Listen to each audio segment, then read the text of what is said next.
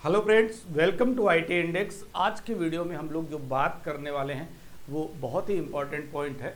Reason क्या है, previous में इससे पहले अगर आपने वीडियो देखा है, नहीं देखा है तो 100% देखना चाहिए, क्योंकि हमने स्टैंडर्ड्स के बारे में बात की थी, जिसके बारे में हम 802 स्टैंडर्ड्स के बारे में बात करते हैं। Multiple 802.11, 802.1Q standard, 802.1D standard, इस तरीके से बात करते हैं। तो ये स्टैंडर्ड्स होते क्या हैं, इस पे बात हम लोग प्रीवियस में कर चुके थे। फ्रीक्वेंसी के बारे में बात कर ली थी, ठीक है, बैंडविड्थ के बारे में बात कर ली थी, range and number of users कैसे कनेक्ट होंगे, स्पेक्ट्रम क्या होता है, इसके बारे में डिटेल से बात कर चुके हैं प्रीवियस वीडियो के, राइट। और हम लोगों ने चैनल के बारे में भी बात की थी कि चैनल में क्या क्या पॉइंट्स कवर किए जाएंगे, चैनल होता क्या है उसके बारे में, राइट। बट अभी जो चैनल्स पे ये जो वीडियो स्टार्ट कर रहे हैं वो चैनल्स होते क्या है, आप बेसिकली इस तरीके से समझो कि फ्रीक्वेंसी को हम लोग बैंड बोलते हैं। जैसे 2.4 गीगाहर्ट्ज़ बैंड बोल दिया आपने, या इसको बोलिए 2.4 gigahertz frequency, 5 gigahertz frequency, 6 gigahertz frequency. तो ये जो फ्रीक्वेंसी है या फिर बोलो जो बैंड है, इसमें मल्टीपल चैनल्स होते हैं। अगर 2.4 गीगाहर्ट्ज़ है तो इसमें टोटल चैनल 1 to 13 होते हैं। कितने चैनल होते हैं? 13 चैनल होते हैं 2.4 गीगाहर्ट्ज़ के अंदर, राइट। तो जो ये 13 चैनल हैं, अब इन चैनल से होगा क्या, इन चैनल के थ्रू ट्रैफिक पास होगा। लेकिन एक चैनल में अगर किसी भी तरह का ज़्यादा कंजेशन हो गया तो उस टाइम पे जो हमारा एपी है उसको हम दूसरे चैनल में शिफ्ट कर सकते हैं, राइट। तो अभी हम चैनल की जो फ्रीक्वेंसी है 2.4 गीगाहर्ट्ज़, 5 गीगाहर्ट्ज़, 6 गीगाहर्ट्ज़, ये नंबर ऑफ चैनल्स कितने सपोर्ट करते हैं, इनमें कितने नंबर ऑफ चैनल्स होते हैं उस पर बात कर रहे हैं। क्योंकि चैनल्स के बेस पे ही तो आगे चल के हम लोग फ्रीक्वेंसी के बारे में बात, स्पीड के बारे में बात करेंगे, ठीक है, ट्रैफिक के बारे में बात करेंगे। क्लियर हो रही बात? तो पहले चैनल पे बात करते हैं कि जो 2.4 गीगाहर्ट्ज़ है उसमें टोटल 13 चैनल होते हैं, राइट। और 5 गीगाहर्ट्ज़ इसमें 36 to 165 चैनल होते हैं। बट यहाँ जो चैनल स्टार्ट होगा, चैनल का नंबर वो 36 से स्टार्ट होगा, राइट। किस केस में? 5 गीगाहर्ट्ज़ के केस में। 6 गीगाहर्ट्ज़ के केस में जो चैनल है वो स्टार्ट होगा 1 2 2 3 3, राइट। ये बात तो चैनल की रेंज है, इससे आपको आइडिया लग रहा है कि 2.4 गीगाहर्ट्ज़ का जो बैंड है उसमें मल्टीपल चैनल कितने? 13। ये चैनल को आप ऐसे समझो कि एक हाईवे है जिसमें 13 लेन है। टोटल लेन कितनी है? 13। 1 2 3 4 5 ऐसे कितनी लेन है? 13 लेन है। तो वो जो पूरा का पूरा बैंड बोला गया, उसी बैंड को बोला गया 2.4 गीगाहर्ट्ज़ बैंड, राइट। अब बात करते हैं 5 गीगाहर्ट्ज़। आपको इसमें लग रहा है कि 5 गीगाहर्ट्ज़ में तो बहुत सारे चैनल्स होते हैं और 6 गीगाहर्ट्ज़ में भी चैनल ज़्यादा होते हैं। बट ओवरलैप वाली बात आप समझो, यहाँ पे सेकेंड पॉइंट लिखा हुआ है तो चैनल, नंबर ऑफ चैनल कितने सपोर्ट करता है। ओवरलैप मीन्स क्या होता है? इधर लिखा हुआ है हाई ओनली 3, मतलब ये कह रहा है कि भाई जो चैनल्स हैं तो 13, टोटल चैनल्स कितने सपोर्ट कर रहा है? 2.4 गीगाहर्ट्ज़ का जो बैंड है वो कितना चैनल सपोर्ट कर रहा है? 13। बट उसमें से जो चैनल काम के हैं वो केवल 3 है, राइट। अब 3 चैनल काम के हैं, इसका मतलब ये है कि वो 3 चैनल काम के ही क्यों हैं? क्योंकि अदरवाइज आप अगर कंटिन्यू 1 2 3 4 5 6 7 to 13 चैनल्स यूज करेंगे तो ओवरलैपिंग हो जाएगी, राइट। ओवरलैपिंग का मतलब ये है कि चैनल्स के बीच में जो डिफरेंस है वो कितना है? 5 मेगाहर्ट्ज़ है, राइट। जो चैनल्स के बीच में डिस्टेंस है वो कितनी है? 5 मेगाहर्ट्ज़ है। लेफ्ट की कितनी होनी चाहिए? 20 होनी चाहिए, और है कितनी? 5। तो अगर 20 मेगाहर्ट्ज़ होगी तो ओवरलैपिंग नहीं होगी। तो फर्स्ट नंबर का चैनल, फिर 6 नंबर का चैनल, और उसके बाद 11 नंबर का चैनल, ये चैनल काम के हैं किस केस में?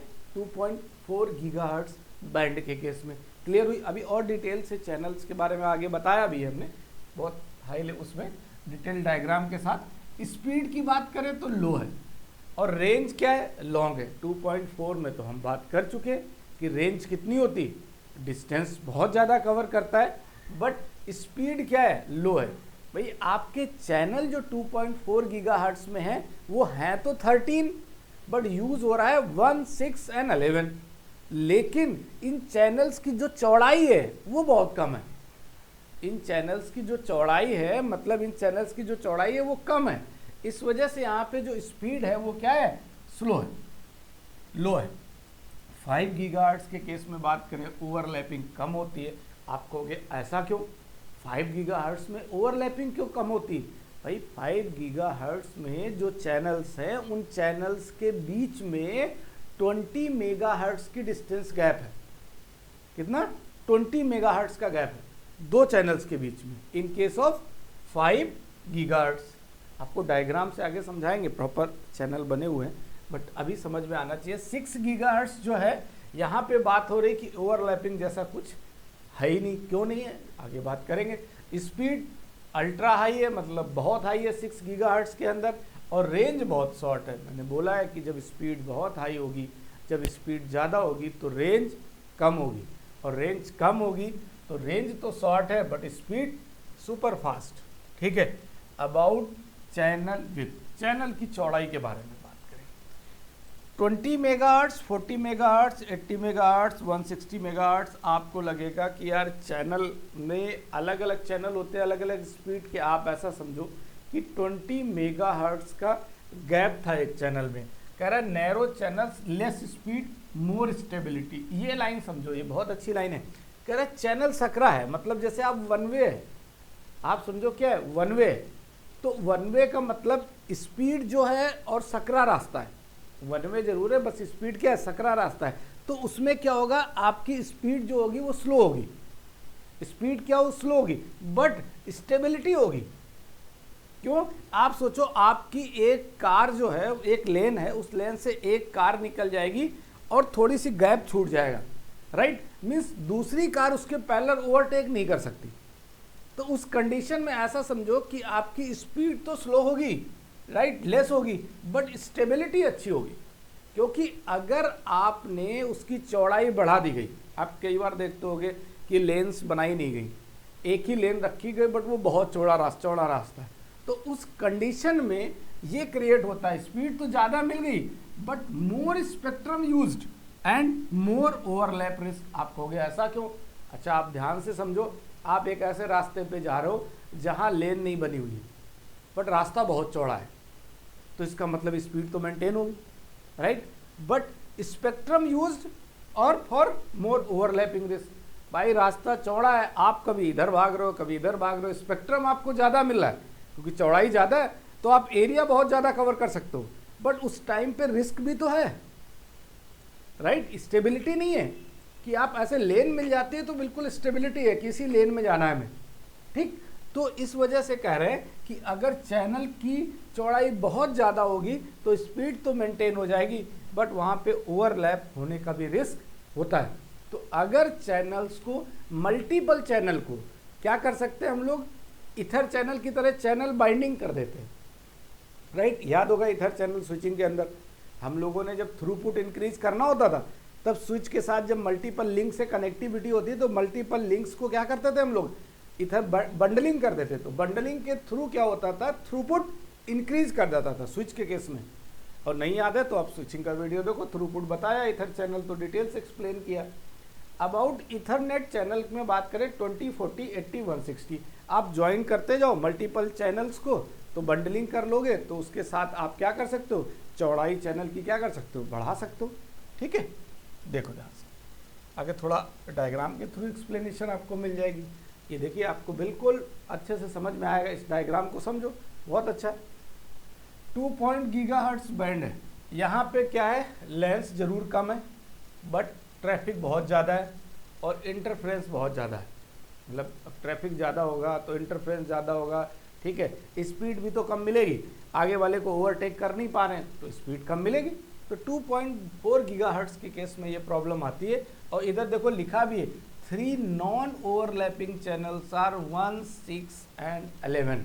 अब आप कहोगे 2 क्यों नहीं यूज़ होता, 3 क्यों नहीं, बताया तो प्रीवियस में कि चैनल्स के बीच में 2.4 गीगाहर्ट्ज की कंडीशन में चैनल्स के बीच में 5 मेगाहर्ट्ज का गैप होता है, जबकि रिकमेंडेशन है 20 मेगाहर्ट्ज का होना चाहिए।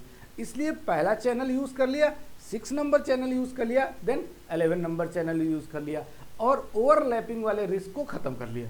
ओवरलैपिंग का रिस्क ख़त्म हो गया जब हमने इस तरीके से चैनल्स यूज़ किए in case of 2.4 gigahertz, right.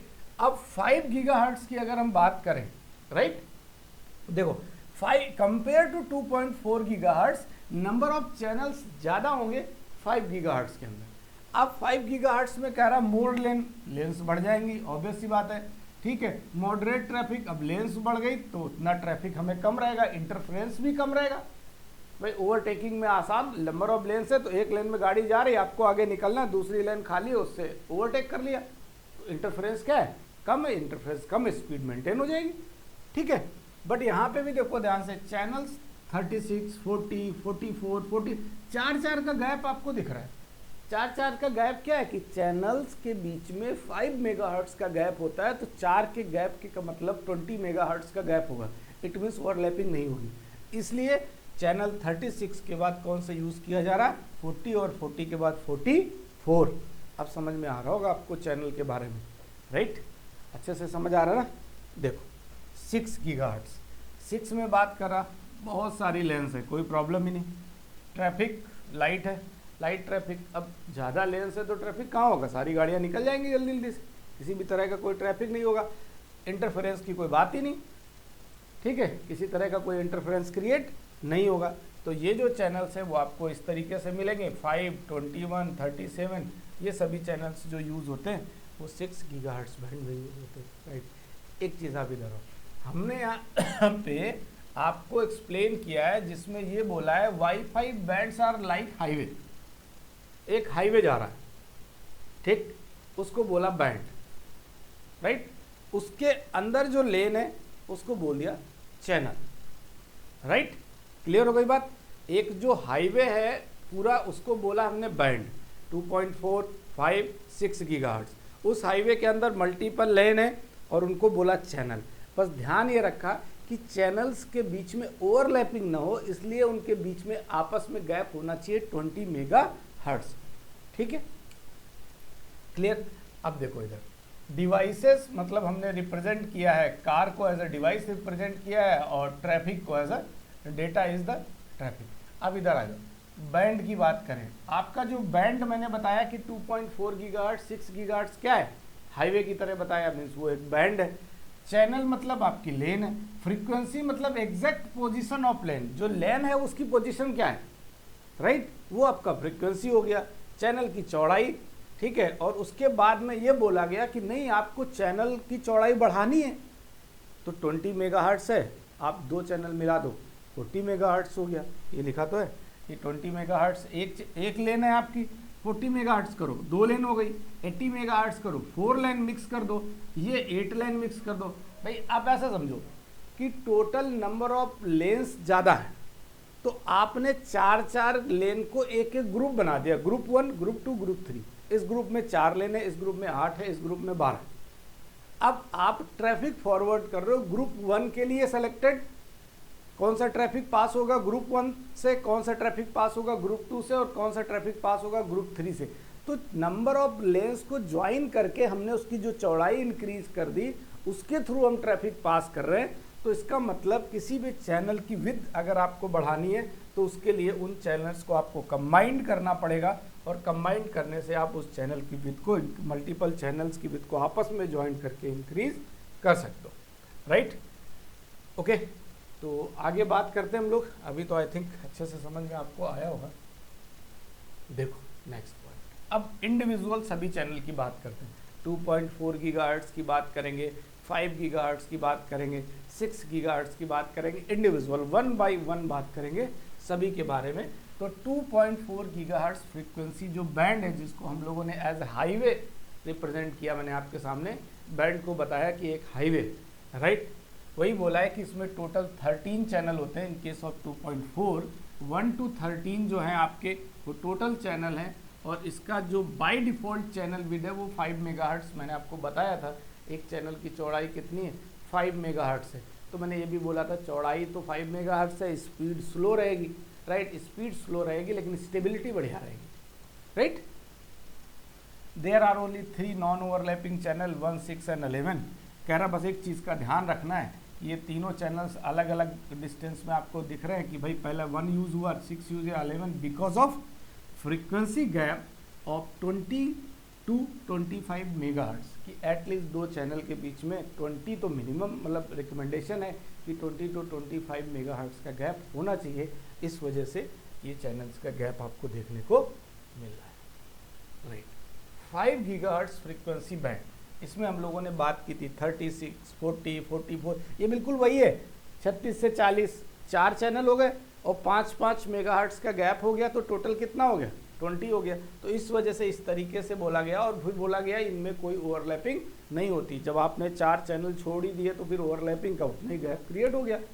Right, frequency gap जो है, द डिफ़ॉल्ट चैनल 20 मेगाहर्ट्ज़, यहाँ पे डिफ़ॉल्ट चैनल्स के बीच में 20 मेगाहर्ट्ज़ तो मिल गया आपको। तो इस वजह से नॉन ओवरलैपिंग हो रही, किसी वजह से कोई ओवरलैपिंग के चांसेस नहीं।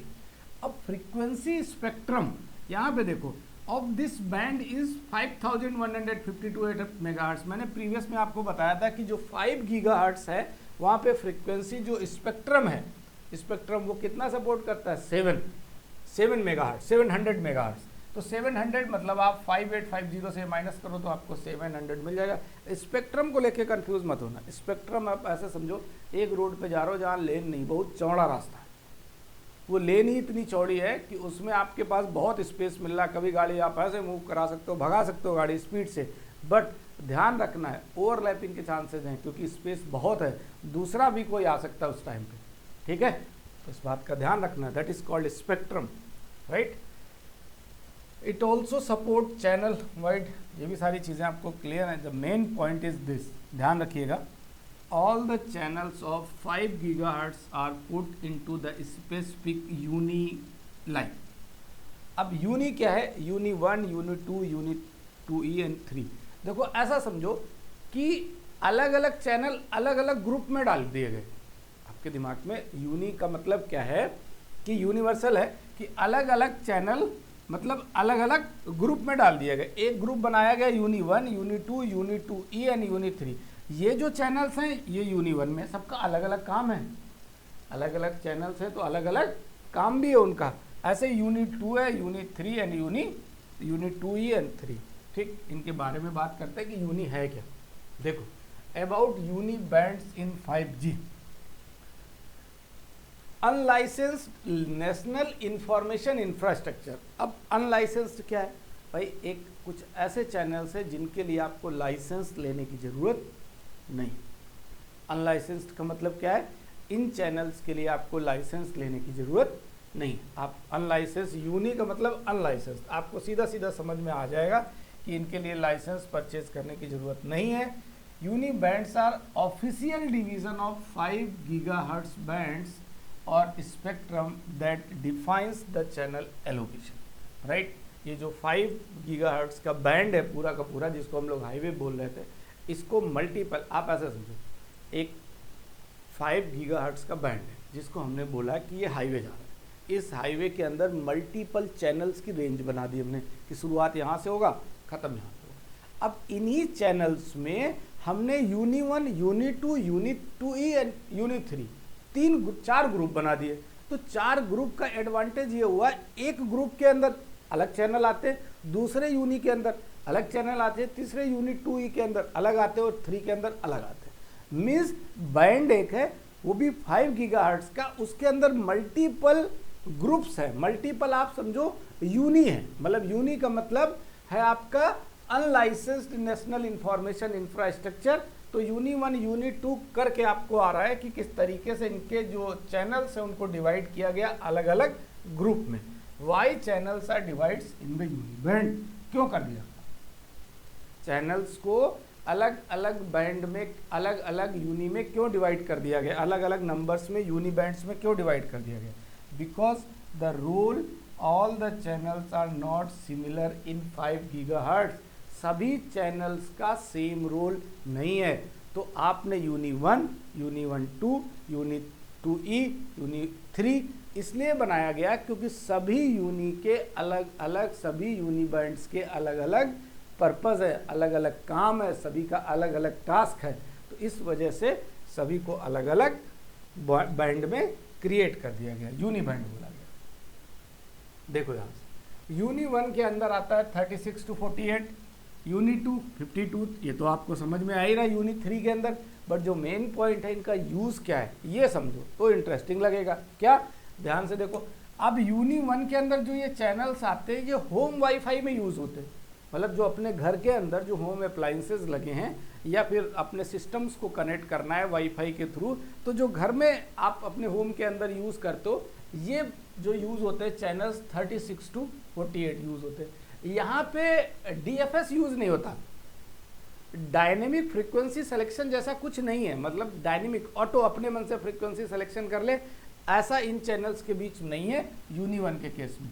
होम अप्लाइंसेस मैंने आपको बताया जो घर के अंदर वाईफाई लगा लिया, बाकी अदर अप्लाइंसेस हो गए, सब इन चैनल्स के अंडर में काम करते हैं। यूनी 2 52 to 64 ये एक एंटरप्राइज नेटवर्क में काम करते हैं। एंटरप्राइज मतलब एक कंपनी है जो बहुत बड़ी नहीं है, मीडियम एंटरप्राइज बोलो आप उसको, उसके केस में DFS भी रिक्वायर्ड है, ठीक है। डायनेमिक फ्रीक्वेंसी सिलेक्शन होता है, डायनेमिक मीन्स ऑटोमेटिक, फ्रीक्वेंसी मतलब फ्रीक्वेंसी का सिलेक्शन 2.4 जाएगा, 5 गीगाहर्ट्ज़ जाएगा या अदर कोई फ्रीक्वेंसी सेलेक्ट करेगा, राइट।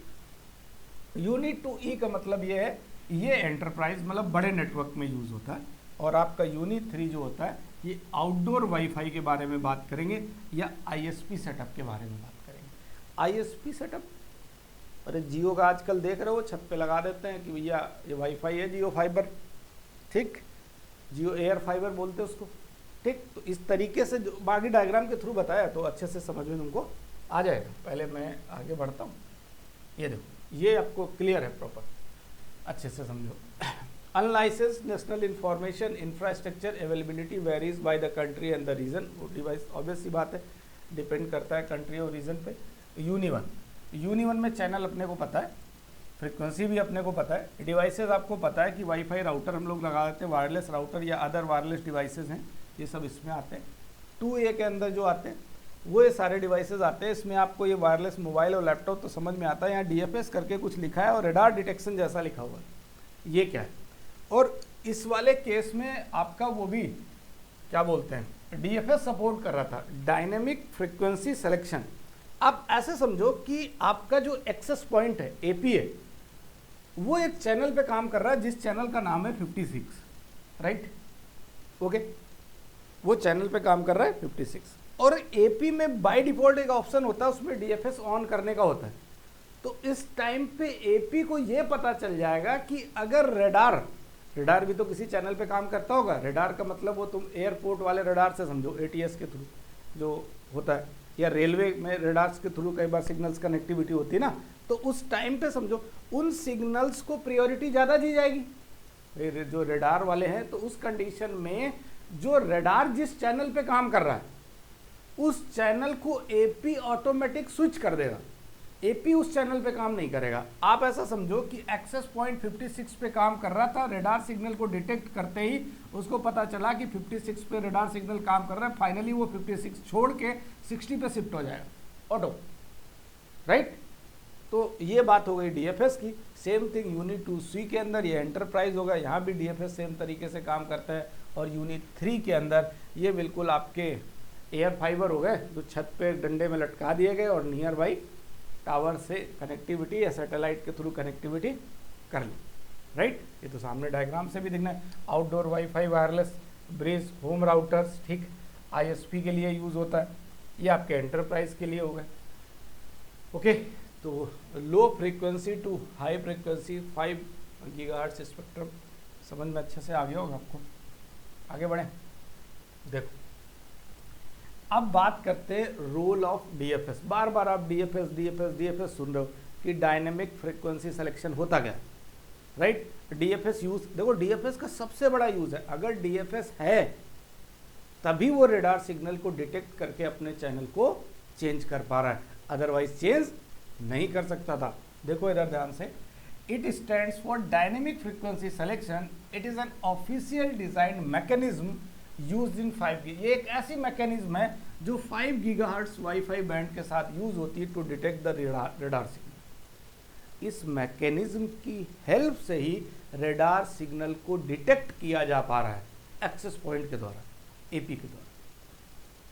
एपी इस डीएफएस मैकेनिज्म को यूज करते हुए रेडार सिग्नल को डिटेक्ट कर पा रहा है, और जिस चैनल पे एपी चल रहा है उसी पे अगर रेडार सिग्नल डिटेक्ट होता है तो एक्सेस पॉइंट ऑटो स्विच अपना चैनल को चेंज कर देगा और रेडार के लिए वो चैनल ब्लैंक कर देगा, खाली छोड़ देगा। राइट, तो इंपॉर्टेंस रेडार के थ्रू समझ में आ रही। तो रेडार डिटेक्शन का जो काम होता है with help of this mechanism होता है डीएफएस के थ्रू होता है, and automatically vacant the channel and switch to the other channel. Channel खाली छोड़ देगा और दूसरे चैनल पर शिफ्ट हो जाएगा। इसी मैकेनिज्म की हेल्प से ये पॉसिबल हो पा रहा है। Why DFS works on unit 2 and unit 2E band.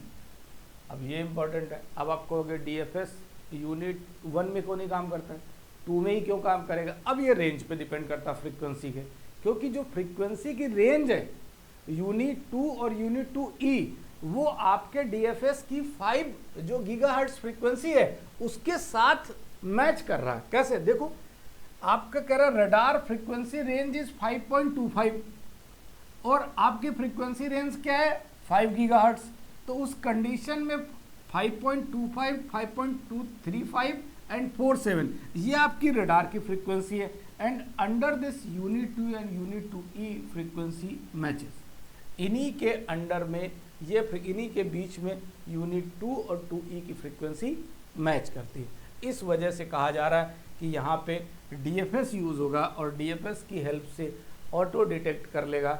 Dynamic काम होता है, मतलब frequency selection dynamically selection change कर देगा, अपने मन से चेंज कर देगा। क्लियर हो गई बात अच्छे से? ठीक है, तो आपको ये बात बिल्कुल डन है। बैटरी भी डाउन हो गई भाई, कोई बात नहीं, डोंट वरी। अब हम लोग आगे बढ़ते हैं about UNII bands in 5G। भाई बता तो मैंने आपको दिया ही है कि डीएफएस की हेल्प से, मतलब डीएफएस जो होता है वो यूनी 1 और यूनी 2 में होता है। क्यों? क्योंकि यूनी 1 और यूनी 2 की रेंज भी बताई मैंने आपको फ्रीक्वेंसी की, इस वजह से डीएफएस काम करता है। तो सबके लिए अलग अलग रेंज होती है। यूनी 1 की जो रेंज है वो ये चैनल्स यूनी 1 के अंदर आते हैं। ये ग्रुप बता दिया मैंने भाई, ये पूरा का पूरा बैंड है, मैं समझो हाईवे है, और इसके अंदर ये मल्टीपल सारे चैनल्स हैं। अब इन चैनल्स के अपने अलग अलग ग्रुप बना दिए गए क्योंकि इनका अलग अलग काम है, अलग अलग पर्पस है। राइट, तो 5.18 टू 5.24 ये कहाँ सपोर्ट करेगा? यूनी 1 के केस में। ये 26232 ये आता है यूनिट 2 के केस में। 50272 ये आता है यूनिट 2E के केस में। इन दोनों के केस में आपका डीएफएस काम करेगा। राइट, एंड 1492165 ये काफ़ी रेंज आगे हो गई। यूनिट 25 के बाद क्या हो गई? 45 आ गया। तो इसका मतलब यहाँ पे फिर डीएफएस की कोई रिक्वायरमेंट नहीं है। मैंने आपको बोला यूनी 1 और यूनिट 3 के अंदर डीएफएस का रोल नहीं है, 2 और 2E के अंदर डीएफएस का रोल है, जहाँ पे डायनेमिक फ्रीक्वेंसी सिलेक्शन की बात होती है in case of radar signal. ठीक है, क्लियर हो गई बात? अब ये बोला गया है कि list of the channels with 5 gigahertz के केस में आपको चैनल का 20 मेगाहर्ट्ज का चैनल है, तो टोटल कितने 20 मेगाहर्ट्ज का चैनल है तो टोटल 25 चैनल्स होंगे। और अगर आपके 40 मेगाहर्ट्ज का है तो 12 चैनल होंगे, और आपके 80 मेगाहर्ट्ज का है तो आपका 6 चैनल होंगे। भाई 80 मेगाहर्ट्ज का मतलब आप ये बोलो कि चैनल्स को आप विद क्या चौड़ाई क्या करते जा रहे हो? बढ़ाते जा रहे हो, और बढ़ाते जा रहे हो तो चैनल्स, नंबर ऑफ चैनल्स तो कम होते ही जाएंगे। भाई आपको 8 चैनल थे, 4 चैनल का को जोड़ के आपने अलग कर दिया, 4 को अलग कर दिया, तो 2 ही तो चैनल बचे आपके, बट दोनों चैनल्स की जो विड्थ है, चौड़ाई है, वो काफ़ी ज़्यादा होगी। राइट, इस तरीके से आपको अच्छे से, आई थिंक बहुत अच्छे से समझ में चीज़ें आ गई होंगी। बाकी नेक्स्ट वीडियो के अंदर हम लोग बात करेंगे 6 गीगाहर्ट्ज फ्रीक्वेंसी बैंड के बारे में।